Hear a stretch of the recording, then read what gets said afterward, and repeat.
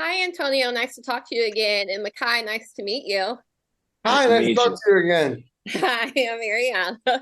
So, Famous has said that he isn't built for hustling. We've seen this over the past two seasons and that he's kind of over this. But Kanan seems to think he's good at it, even though he's also proven over the past two seasons that he's not that great at it yet.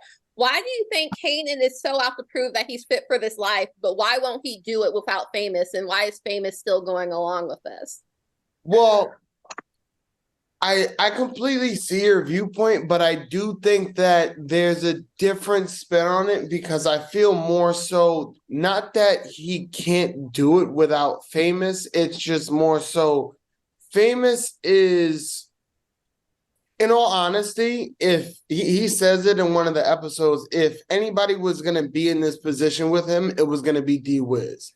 So Famous is really just filling a role that was needed regardless.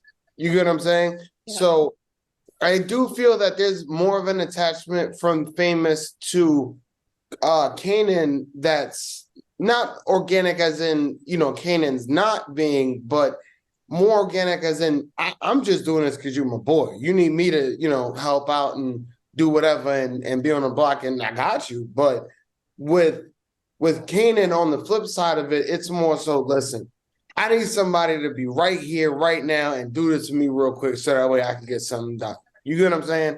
Yeah. So I feel that it's two sides of the same coin, but there's a genuine interest in the friendship either way. It's not just that Kanan's around, well, Kanan keeps Famous around only because he needs him. Because genuinely speaking, if we didn't have our friendship, I wouldn't have even been put in that position. Mm-hmm. All What right, about you, Bianca. Mekai? Oh, sorry. Oh, what about you, Mekai? I think the relationship that famous and Kanan have is it's kind of a complimentary one in certain ways. Kind of echoing how AJ just said that famous Oh or no, I have to go Kanan by rather. Antonio now. I'm sorry. Oh, oh, Sorry. I didn't oh, update. I'm sorry. No, IMDb and my ages made me make a thing about it. So I have to go by Antonio now. I'm sorry. Okay. Well, Because AJ is to not a echo good what enough fucking Antonio name. said, to echo what Antonio said, I think that Kanan is very aware of, not Famous's fault, but just the things that he wants to do compared to the things that Kanan wants to do. Yeah. I think Kanan is very loyal to the people that are closest to him, regardless. Yeah. And I think he kind of, in ways, not expects that same loyalty from the people around him, but uh, in certain ways, he's trying to look out for the people around him, um, the same way that he thinks they are in certain ways, even though they're going about it in two completely different ways. Yeah. That's just kind of the balance of the two. Is that Kanan is always so bullheaded and ready to spearhead what's going on, but Famous is more so like, hey, like I'm gonna do it because it's you, but you should really think about this because the way I'm seeing it, I don't know about this. But again, Kanan don't care. He's just gonna We have a real do it to great prove duality. himself. Yeah. Hmm. Awesome, thank you. All right, thank you. And Bianca, we can go with you. Hi guys, how are you? Hi. Good, good. How are you? Good. So I have a question that is for both of you. I feel like viewers critique both of your characters very heavily. With Famous, they look at his character like, why does he need to try to get into the streets or be a part of this life? He doesn't need to. And Mhm. with Kanan's character, I think a lot of people are in a rush to see Kanan be the Kanan we saw in the original series, and they're not being patient with the buildup. So, as far as season 3 goes, what would you like people to take away about each one of your characters? You want to go Hmm. first? I'm Huh?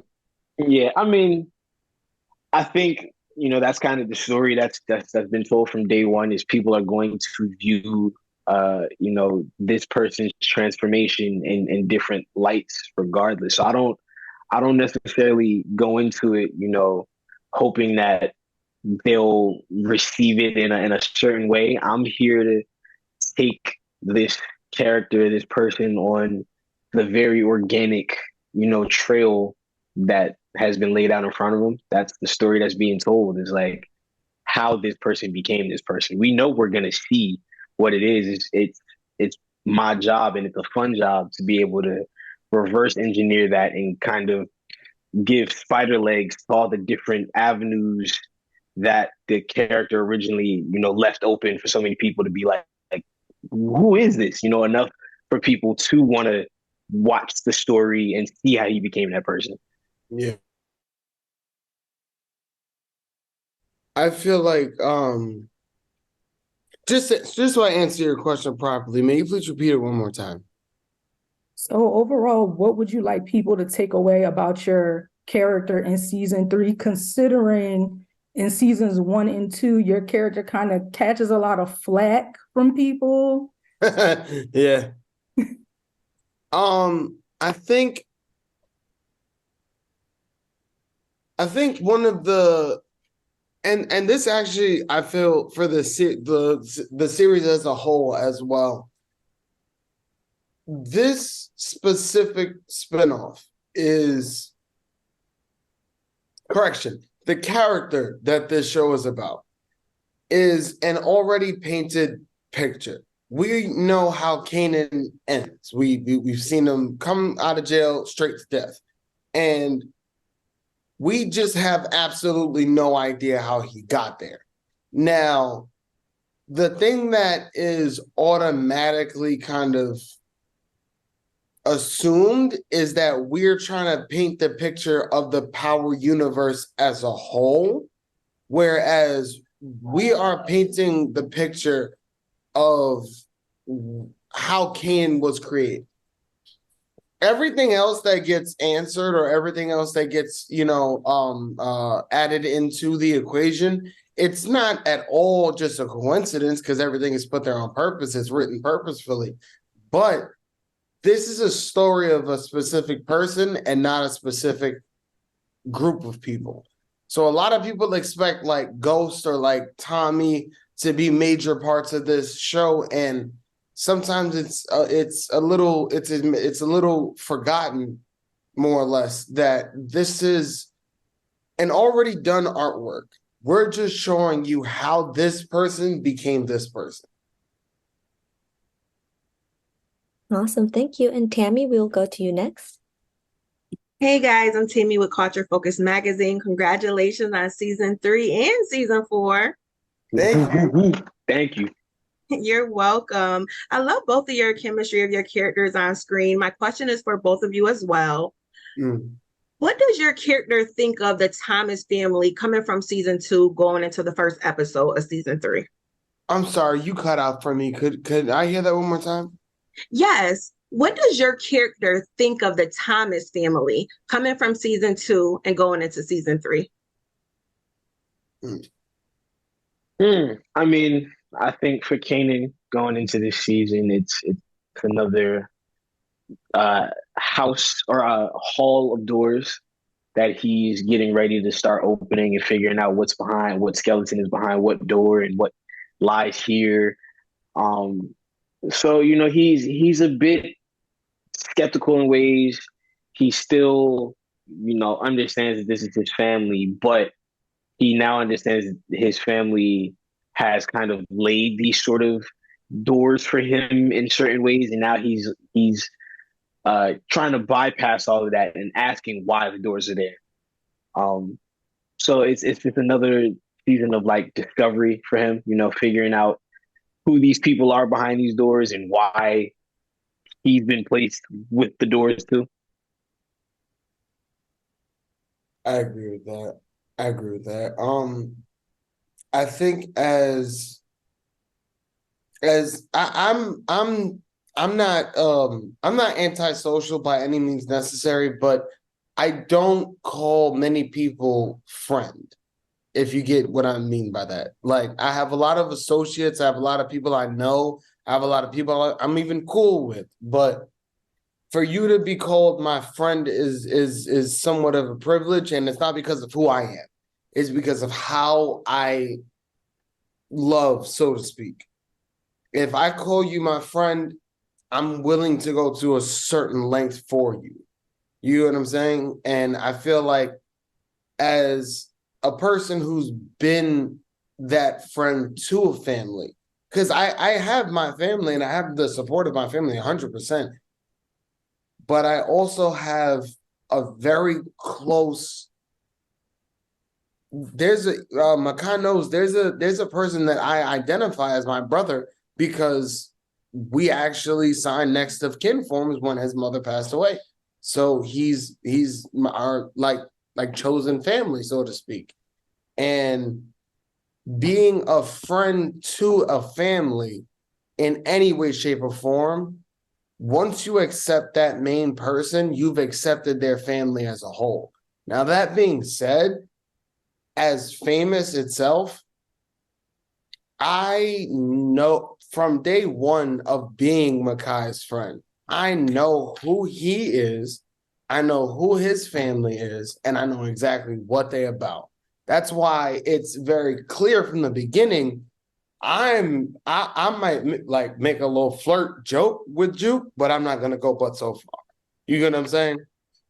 And I think whenever you're in that position of being a family friend to where you're always invited for dinner, but there is a line, you know, you're not going to be able to cross. And I think what I can expect from the Thomas family is that if I am in dire need, then they will be there for me.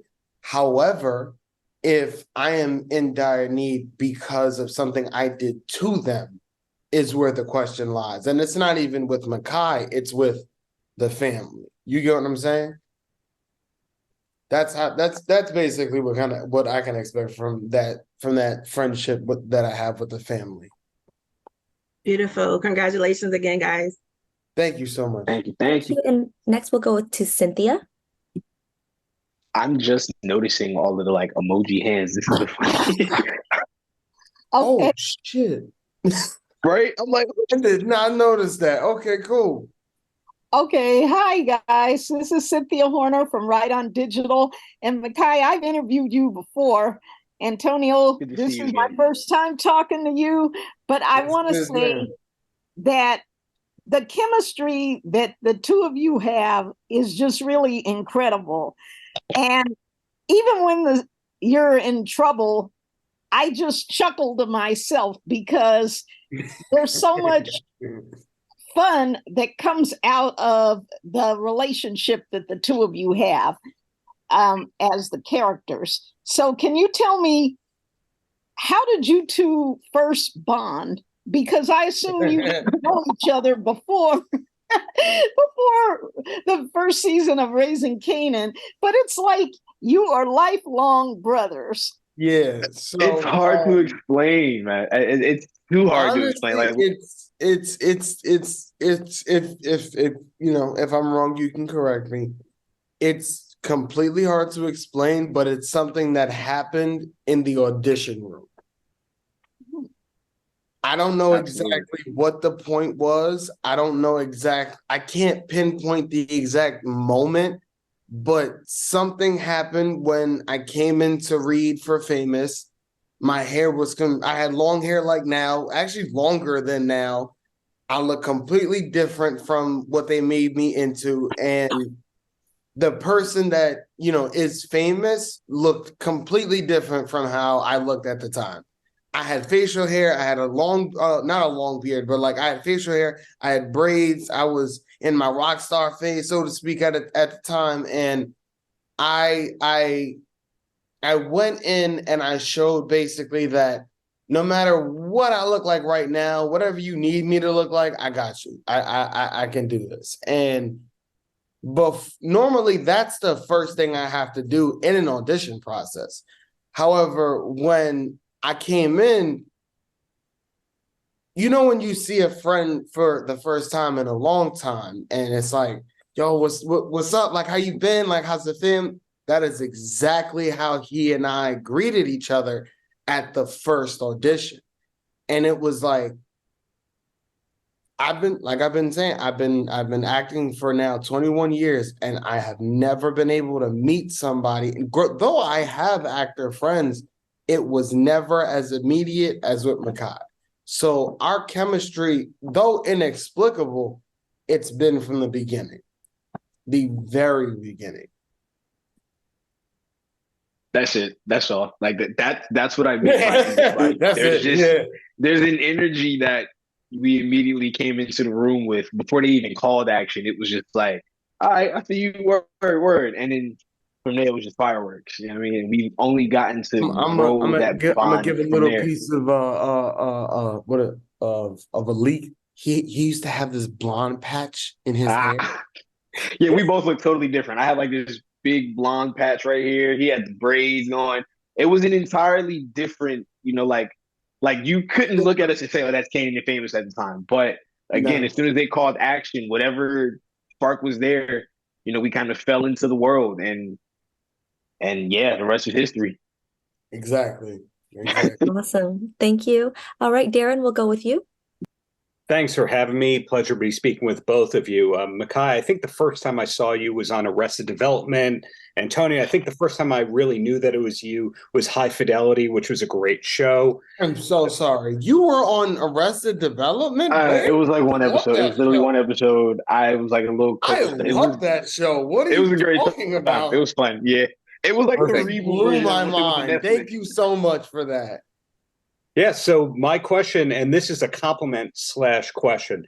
I think that all of the Power Universe casts have so much talent within the cast. In other words, you find out that you see the person on camera can really act at a high level, but then you find out they're also Tony nominated, Grammy nominated, can dance. They're all triple threats. So what I want to know is, Mekai, Antonio, are you both triple threats, quadruple threats, or what's missing from the toolbox?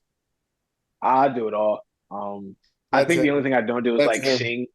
I play key. I was a musician before I started acting. I've been doing both since very young. I started acting at 4, but I've been a musician since I came out the womb. So I started playing drums even during this last strike situation when this other side of my being and job wasn't doing that. I went and played drums on a tour for a little bit.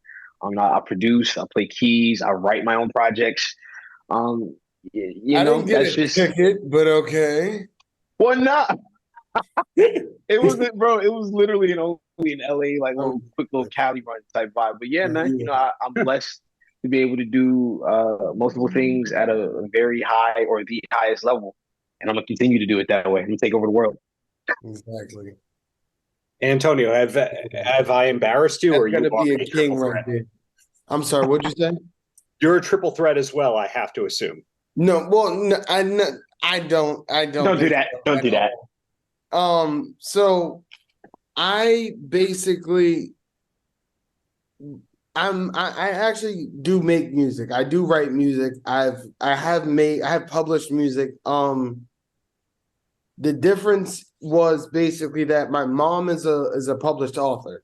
So before I wrote any rhyme, she made me learn how to write in general. So unfortunately, my music career started writing poems for females in high school. And that was very, very embarrassing at the time. But it turned into... That's poetic. That's romantic as hell. I don't know what you're talking about, bro. Shut your ass up. That shit did not work. Anyway, I turned that into something that I could really get my emotions out through, and it didn't always have to be lyrical. There's a lot of songs that I have that are just the track, the beat itself. Or I was able to to really hone in on that as a double threat craft. The only thing that I can honestly say, I do a lot of things out of hobby. But the only other thing that I can say that I'm good at enough to where I would do professionally, whatever. The only other thing that I can honestly do is write stories. And I've been writing stories, like not poems or just stuff. I've been writing actual stories since about the second grade. There was actually a project that I had when I was in fourth grade that we were supposed to write short stories for school. And I wound up, writing a little 10-page short story, and they wound up putting it in the New York Public Library kids section for like 10 weeks. So I've always had a creative, not just written, but more so, I've always had a creative side in expressing whatever's on the inside of whoever I'm trying to, get across. You know what I'm saying? Because it's not always personal. There's been a lot of music that I've made, and there's been a lot of things that I've written that are for or from another perspective. So I definitely feel like that's the only other thing that I can do. I'm not a musical triple threat like that one down over there who can play the drums and sing and do all this other stuff. But singing, I don't do singing. I definitely rap. Because I was blessed to work with Shawn C on Streets Need a Body, and he wrote the entire track.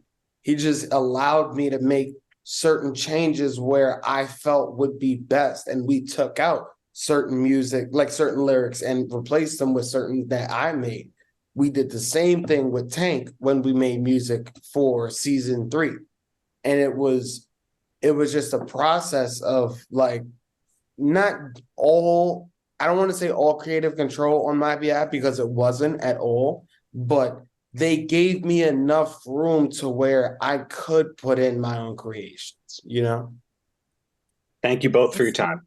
Thank you. Okay, James, we are going to go to you next, and then our last question will be from Tatiana. Go ahead. Great. So Antonio, the famous character is hilarious. Thank you. Great comic relief. Love what you do.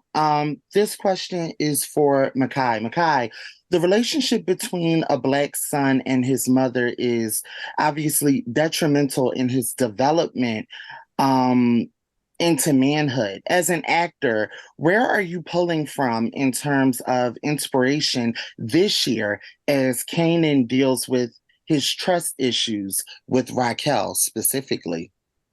I don't know if I would call a mother's relationship to her son necessarily detrimental. I think it helps. I think it helps a young boy be able to utilize a lot of the nuanced and emotional intelligence that we're not necessarily taught super early.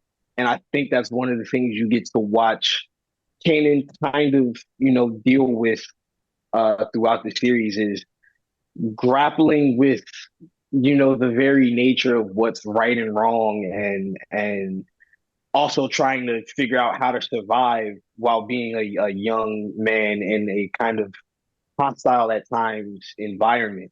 So you see a lot of the emotional turmoil of him, because those are things that he learned, from his mother. Although she is a hard ass queen pin and she's running things, she still has, every maternal instinct imaginable, and what is it? Untangible, qualities to kind of balance out the roughness that anybody kind of goes through. Very cool. Thank you both, and congratulations on the new season. Thank you. Thanks, James. And Tatiana, you can go next. Welcome. Yes. Hi, Antonio. Hi, Mekai. I'm here on behalf of On-Site. So my question to the both of you is, what's been the most challenging part about playing your characters, especially for you, Mekai, because I know you're playing a younger Kanan, and what advice has, maybe a cast member or someone from the team has given you that helped you develop these characters in season 3? Man, it's an endless well of just like opportunity and ability to advance. There's always somebody kind of just whispering a piece of information that they might have learned through their trek through the career, journey that we have. We're again just around a bunch of people that love what they do and they see that we love what we do, and they kind of pour that same sort of love back into us and kind of push us to be better every day. That's awesome. What about you, Antonio?